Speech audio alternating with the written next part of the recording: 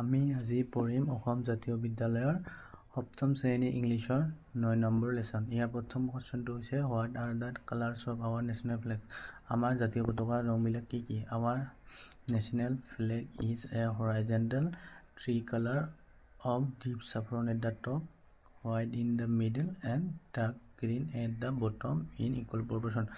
মানে আমাৰ জাতীয় পতাকাৰ ওপৰত টপ কালাৰ হৈছে saffron, মানে গেৰুৱা ৰংটো আমাৰ ওপৰত, বগা ৰংটো হ'ল আমাৰ মাজত আৰু সেউজীয়া ৰংটো হ'ল তলত, আৰু এইকেইটা আছে ইকুৱেল প্ৰপৰ্শন মানে সমান অনুপাতত। How many spoke are there in the wheel of flags. আৰু আমাৰ জাতীয় পতাকাত যিটো অশোক চক্ৰ থাকে তাত কেইটা ৰেখা থাকে তো বা spoke. There are 24 spoke in the wheel of flags. তো কেইটা থাকে 24টা স্পোক থাকে। What does the saffron colours represent. আৰু গেৰুৱা ৰংটোৱে কি বুজায়?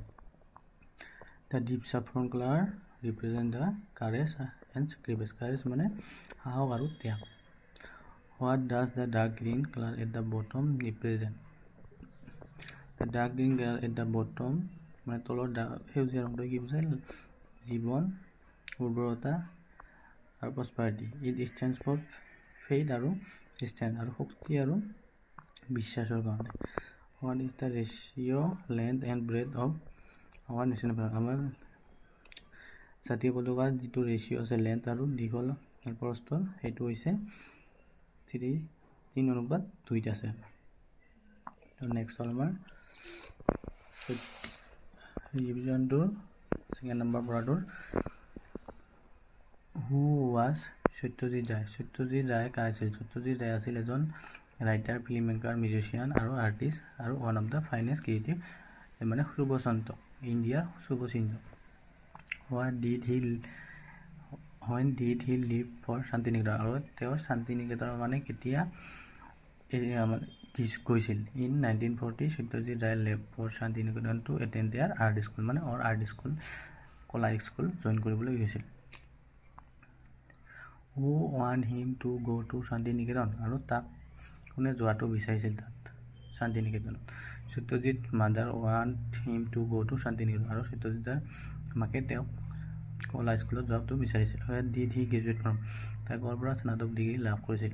সত্যজিৎ ৰায় গ্ৰেজুৱেটেড ফ্ৰম ক'ৰ পৰা? প্ৰেচিডেঞ্চি কলেজৰ পৰা গ্ৰেজুৱেট হৈছিল। What is his first film?